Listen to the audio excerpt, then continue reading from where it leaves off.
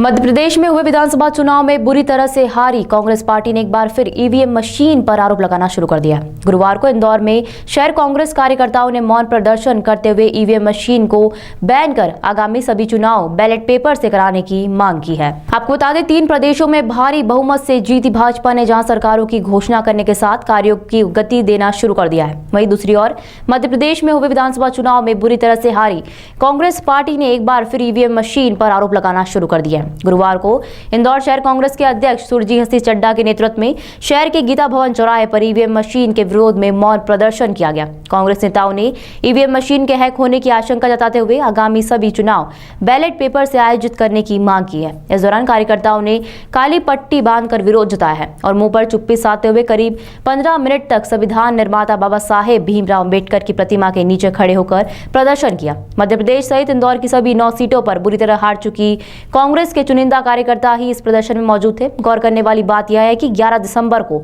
इंदौर शहर कांग्रेस के 7 कार्यकारी अध्यक्ष नियुक्त किए गए हैं, लेकिन मात्र 2 शहर कार्यकारी अध्यक्ष ही इस कार्यक्रम में नजर आए हैं।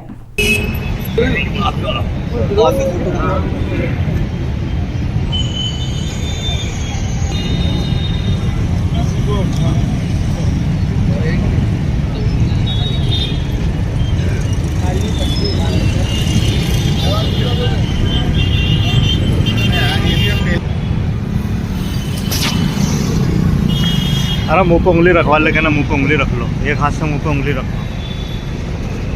हम कांग्रेस पार्टी किसी आरोप और प्रत्यारोप में नहीं पड़ना चाहती।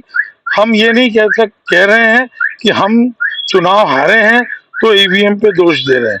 हम तो ये व्यवस्था चाहते हैं चुनाव आयोग से कि जिस देश ने ये मशीन बनाई है, ये गैजेट है।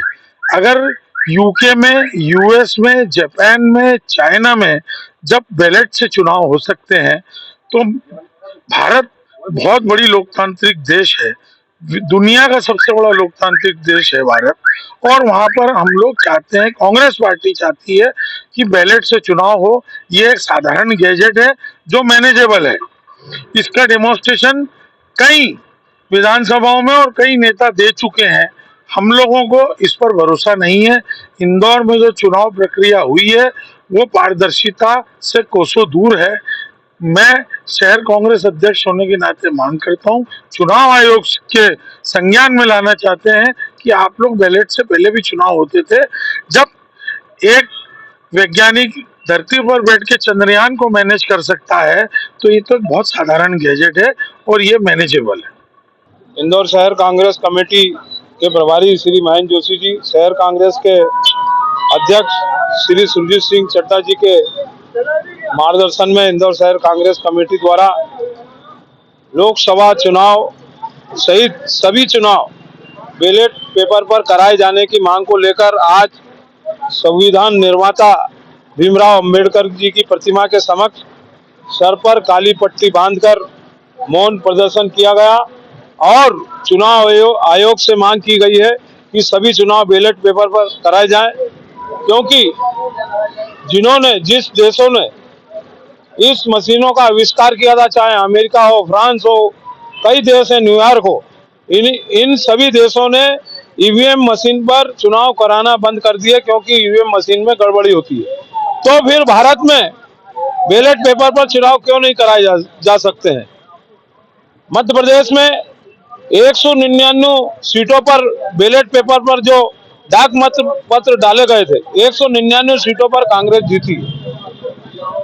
मशीनों में चुनाव कराए गए, वहां कांग्रेस हारी। तो कहीं ना कहीं यह गड़बड़ी का अंदेशा है और भारतीय जनता पार्टी को स्वयं ये चाहना चाहिए कि वे सभी विपक्षी पार्टियों को साथ लें और चुनाव आयोग से मांग करें कि सभी चुनाव बैलेट पेपर पर कराए जाएं।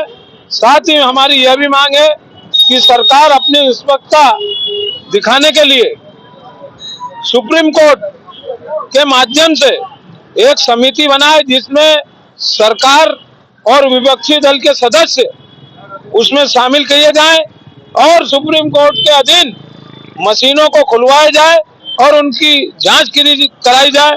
दूध का दूध और पानी का पानी हो जाएगा। मैं देवेंद्र सिंह यादव, इंदौर शहर कांग्रेस कमेटी कारवाक अध्यक्ष इंदौर।